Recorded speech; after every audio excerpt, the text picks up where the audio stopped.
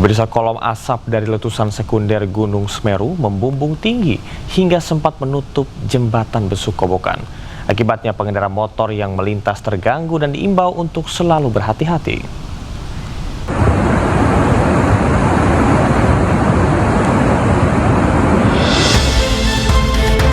Asap tebal hasil letusan sekunder membumbung di jalur lintas selatan Piket 0 di Desa Sumberwuluh, Kecamatan Candipuro, Lumajang pada Selasa sore. Letusan sekunder terjadi setelah endapan material vulkanik sisa erupsi yang masih panas longsor akibat terkikis banjir lahar di aliran Sungai Leprak atau tepatnya di bawah jembatan Besuk Kobokan. Besarnya letusan mengakibatkan kolom asap tebal sempat menutup jembatan Besuk Kobokan atau Geladak Perak hingga membuat pengendara motor berhenti. Yang tadi cukup besar karena longsoran sekunder itu sempat sampai naik sampai ke jembatan sana tadi.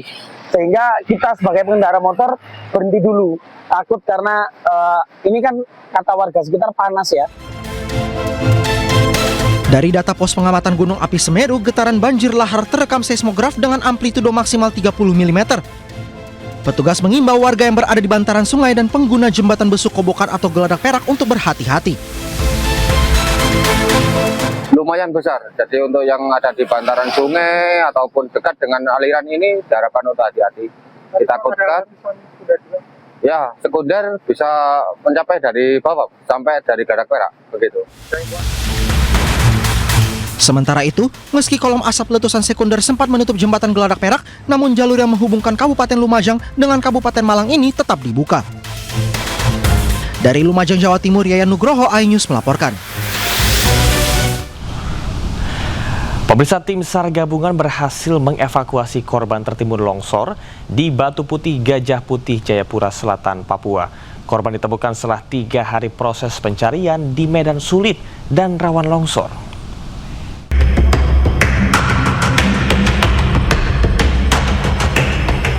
Setelah 3 hari proses pencarian, tim SAR gabungan berhasil mengevakuasi korban longsor atas nama Raffles Fonataba Waromi di Batu Putih, Jayapura Selatan, Papua.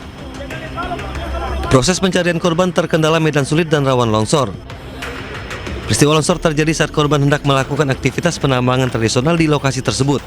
Korban tidak sempat menyelamatkan diri dan tertimbun.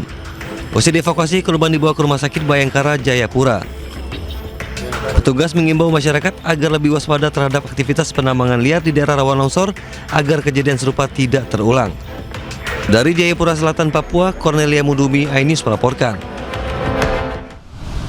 Petugas Gul Karmat sektor Pademangan mengevakuasi 2 pekerja pemeliharaan gedung yang terjebak di gondola lantai 18 di Pademangan, Jakarta Utara. Evakuasi berlangsung dramatis lantaran petugas menggunakan tali seling untuk mengevakuasi para pekerja.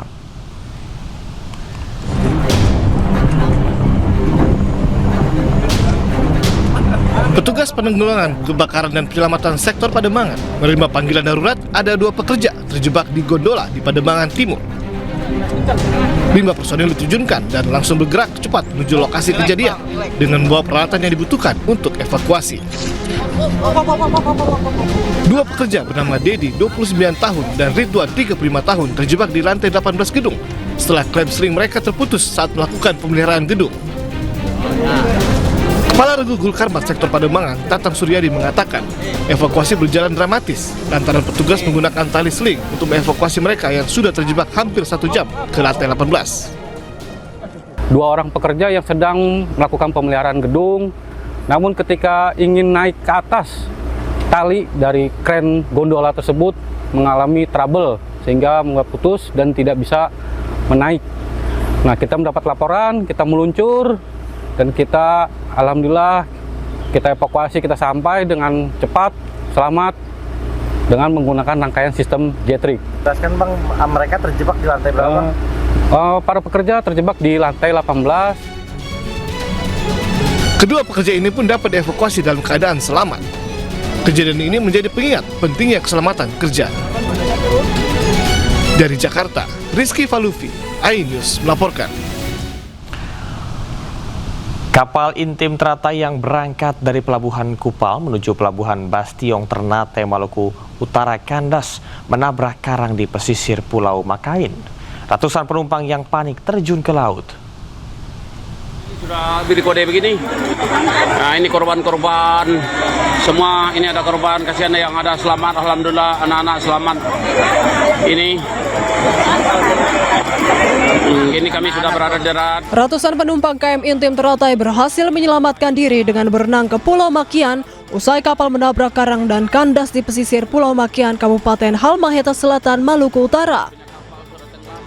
Insiden kandasnya kapal terjadi di sekitar 24,66 mil dari kota Ternate sekitar pukul 4.45 WIT.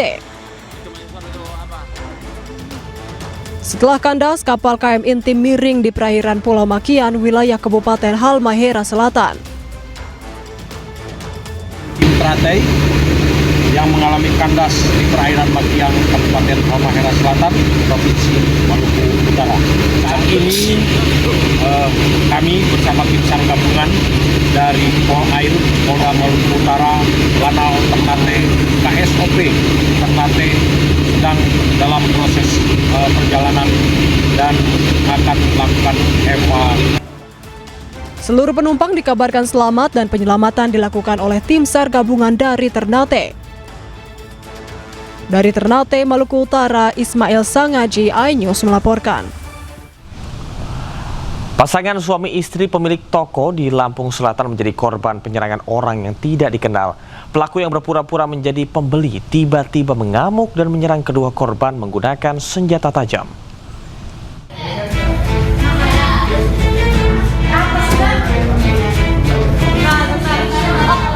Peristiwa berdarah terjadi di Dusun Katibung 2, Desa Sidobulyo, Lampung Selatan. Seorang pria tak dikenal datang ke toko milik suami istri bernama Fajri dan Rohimah dengan dalih menawar barang dagangan. Tanpa menaruh curiga, Rohimah melayani pelaku seperti pembeli pada umumnya. Namun situasi berubah mencekam. Pelaku secara tiba-tiba mencabut 2 bilah golok dan langsung membacok paha Rohimah.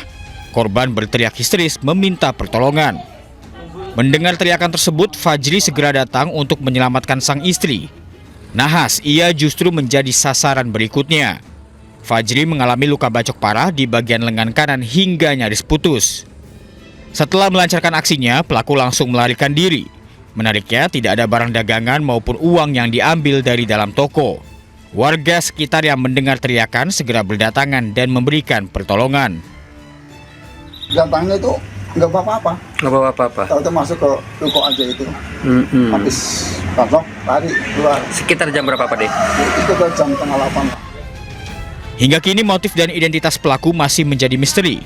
Pihak kepolisian masih melakukan penyelidikan mendalam, namun belum memberikan keterangan resmi terkait kasus pembacokan sadis ini. Dari Lampung Selatan, Heri Fulistiawan, iNews melaporkan.